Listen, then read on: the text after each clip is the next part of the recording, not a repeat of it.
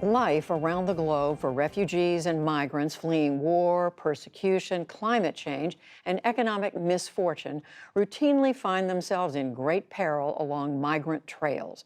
Perhaps the most perilous path anywhere through the Darien Gap, a wild, lawless stretch that straddles Colombia and Panama.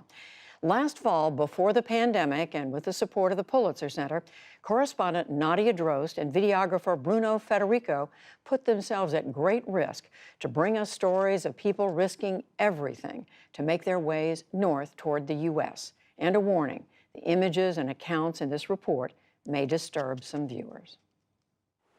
Where South America meets Central America lies one of the world's wildest jungles. It's roadless, lawless, and almost entirely uninhabited. Its name, the Darien Gap. Underneath the soaring jungle canopy, migrants from around the world risk death crossing the jungle in a desperate bid to reach the US and Canada. They have no map and no instructions on how to make it through one of the world's most dangerous migration routes. I would like to send a message to anyone who is thinking of doing this route. It's very dangerous. If I knew this, I wouldn't have done it. Many migrants spend a week or even 2 on this trail before they reach a village and safety. But these journeys started long before. Migrants from Asia, the Middle East, and Africa flew into Ecuador or Brazil, where visa requirements are somewhat lax. Haitians also use this route as a springboard north. But to get from Colombia to Panama, they have to cross the Darien Gap by foot. It's the only missing 66-mile break in the Pan American Highway from the tip of Argentina up to Alaska. Migrants go first to the end of the road in Colombia, the port town of Necoclí, to head west along the Caribbean. The passenger manifest was global. Most had little idea of what lay ahead. They dock in Capurganá, a tourist town, now a trailhead for migrants headed into the Darien. We set out to join up with the migrant trail and reached a makeshift camp where smugglers wait for migrants. At dusk, a group of Cameroonians and Pakistanis arrived. They were exhausted and relieved to find the last spot on the trail where they can get hot food. Morning broke with torrential rain. The Darien is one of the wettest places on the planet. The environment could hardly be more different from the high mountains of Pakistan this group of friends call home. The Taliban targeted our family from time to time. That is why I had to leave my country. We packed our food for 5 days, and with guides we hired, followed the migrants as they set out, on a day-long ascent of a mountain ahead. The steep and slippery terrain was tough for everyone, but nearly impossible with an injury. This woman from Cameroon could barely put weight on her knee. Exhaustion took over. God, the pain is too much. Yeah.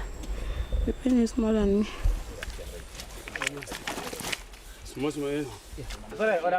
Up the mountain, the smuggler the Cameroonians and Pakistanis hired demanded payment. As we hiked, young men carrying square backpacks filled with bricks of cocaine passed us. We were told to expect their heavily armed security patrolling, so we put our camera away. I'll fall. My foot.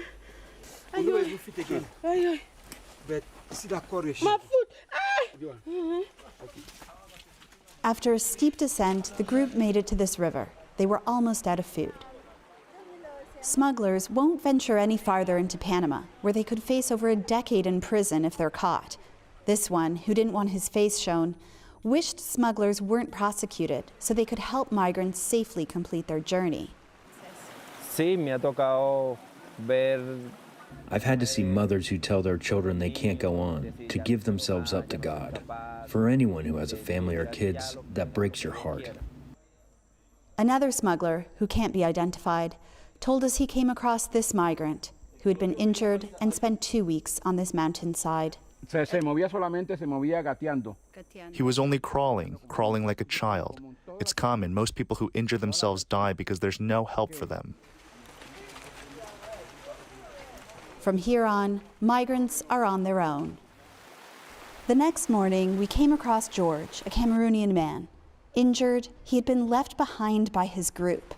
Then, forging ahead alone, he fell and dislocated his shoulder. Our guides popped it back into place. He was one of many Cameroonians on this trail who didn't want to be fully identified, fleeing a brutal conflict in his country.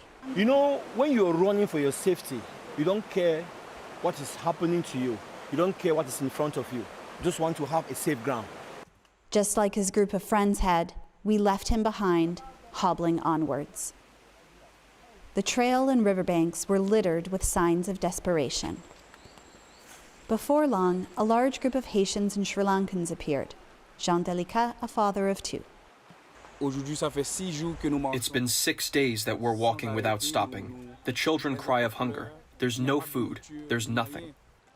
There was nothing else for them to do but try to go ahead. These Haitians had been living legally in Brazil or Chile. Among them were 6 children and 3 pregnant women.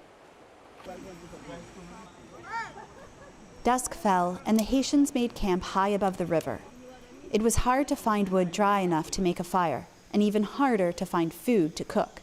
The night's catch, a few fish. Lying smugglers often tell migrants they're almost to their destination, which is why many, like Delicat, had already tossed their clothing and food. The bread are finished right now. I have nothing here. Nothing. Your Bible? My Bible. Yes, my Bible. And my book. Where's your go?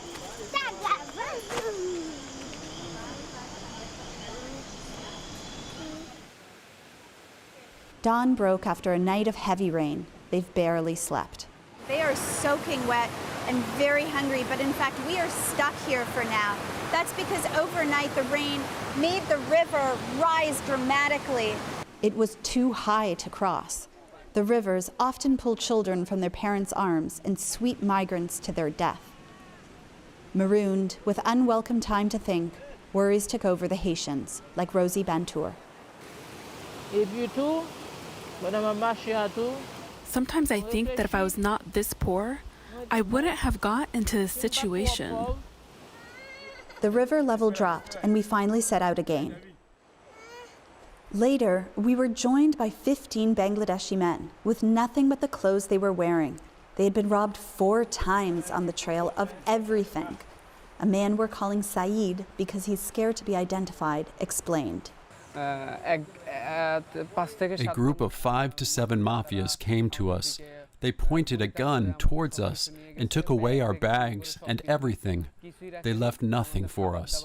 They even took away our food. The river was dangerously high, and we cut the day short and set up camp.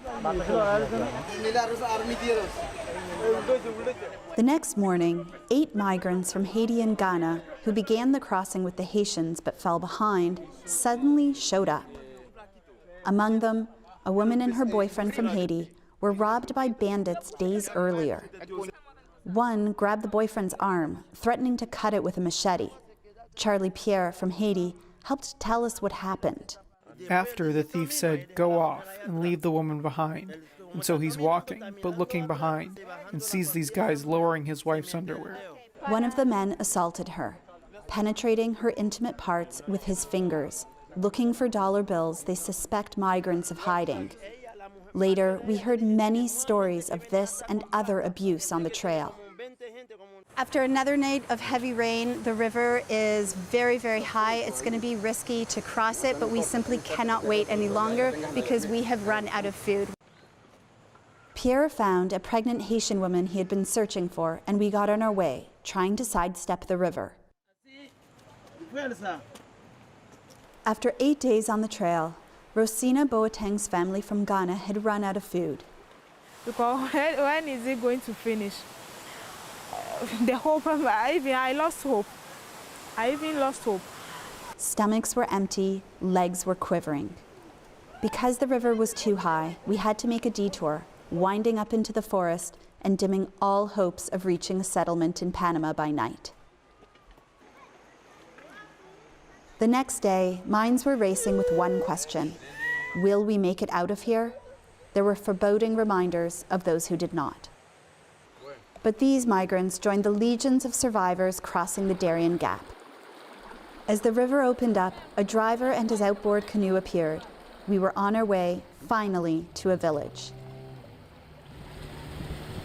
This night, the group made its way out of the Darien Gap, but the rest of their journey is as opaque as the black waters ahead. From the Darien Gap in Panama, reporting with Bruno Federico, I'm Nadja Drost for the PBS NewsHour.